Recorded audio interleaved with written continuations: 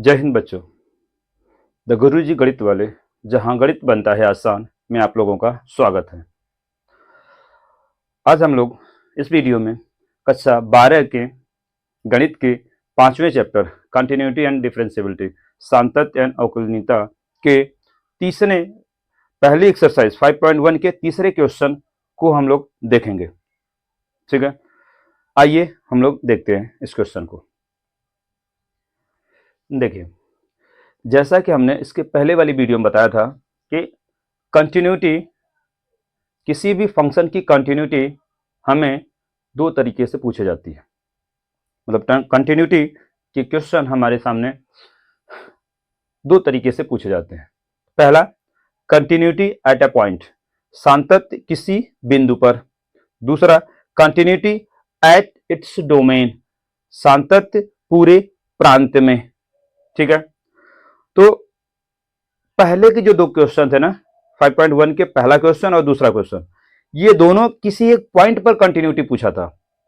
ठीक, और ये जो तीसरा क्वेश्चन है ना, इसमें हमें कंटिन्यूटी के लिए कोई पॉइंट नहीं दे रखा है, मतलब कुछ भी नहीं दे रखा, सिर्फ दे रखा है क्या, सातत्य की जांच कीजिए, examine the following functions for continuity, सिर्फ इतना दिया और ये फंक्शन दिया है। इसमें ना तो किसी पॉइंट की बात हुई है, ना तो किसी चीज की बात हुई है। तो जब भी ऐसी कंडीशन आए कि आपके सामने सिर्फ कंटिन्यूटी चेक करने के लिए दे दिया गया हो फंक्शन और आपको कोई पॉइंट नहीं दिया गया है, तो ऐसी कंडीशन में आप समझ जाइएगा कि कंटिन्यूटी हमसे पूरे डोमेन, पूरे प्रांत में पूछी जा रही है। ठीक है, तो ये बात आप समझ गए कि जब हमें कुछ नहीं दिया गया तो कंटिन्यूटी हमें पूरे प्रांत में निकालनी होती है। इसका मतलब कि हमें उस फंक्शन का प्रांत निकालना पड़ेगा, डोमेन निकालना पड़ेगा। चाहे कोई भी फंक्शन है, इसका हमें डोमेन, प्रांत निकालना पड़ेगा और उसी प्रांत में हम उसके कंटिन्यूटी चेक करेंगे। आइए अब हम पहले सवाल के दूसरे पार्ट को करते हैं।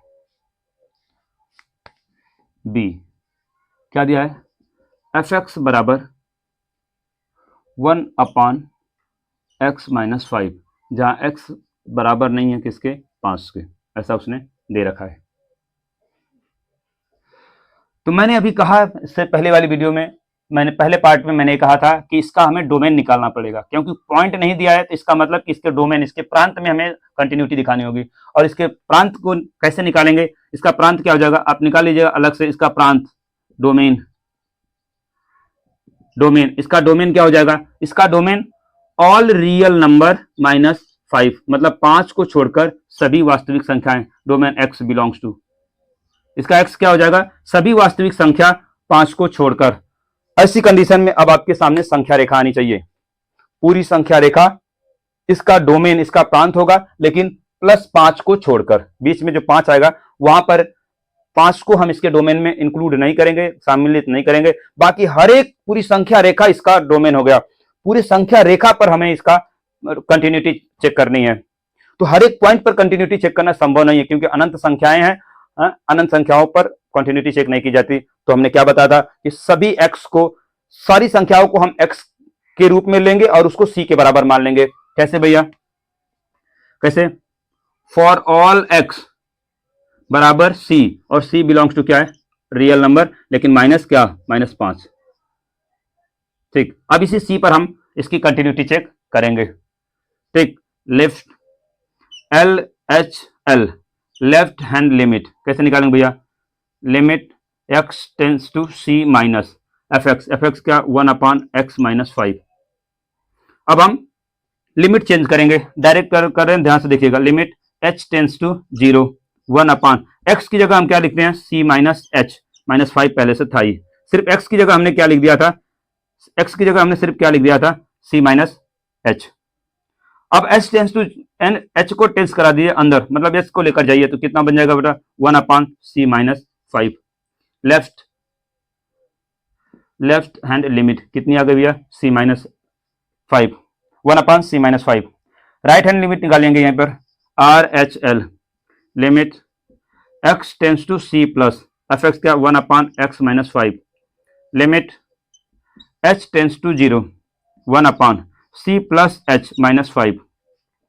h को 0 अंदर ले जाइए तो कितना बचेगा, राइट हैंड लिमिट कितना हो जाएगा, 1/c प्लस 0 -5, तो कितना बचेगा, ये बचेगा राइट हैंड लिमिट कितना बचेगा 1/c माइनस 5। अब निकालते हैं वैल्यू ऑफ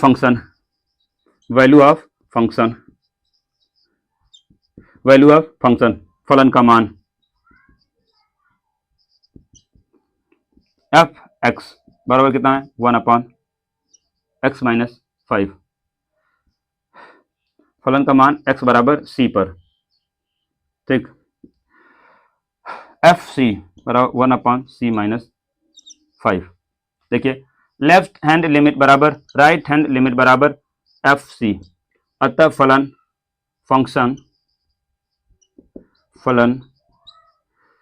एफ एक्स बराबर 1/x माइनस 5 सतत फलन है, कंटिन्यूअस फंक्शन है। एक एक बात आपको समझ में आनी चाहिए, एक एक बात आपको समझ में आई होगी। प्लीज वीडियो को लाइक, शेयर एंड सब्सक्राइब करिए। Thank you.